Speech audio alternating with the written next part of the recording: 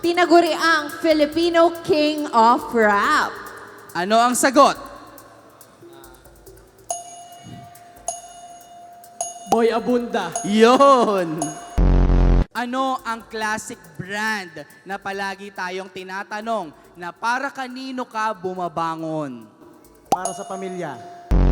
Sa TV commercials noong 90s, sikat siya bilang lalaking kalbo, naka-white sando at mahilig maglinis.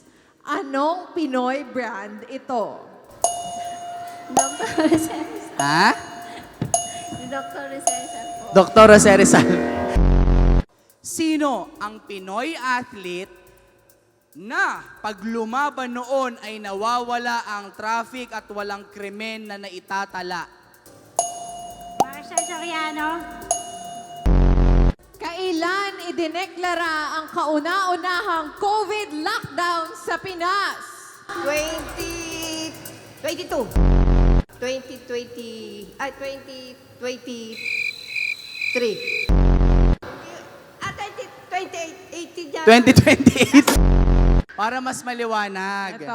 Sa barangay kayo nagtrabaho. Anong taon idinileklara ang kauna-unahang lockdown sa Pilipinas? 2018.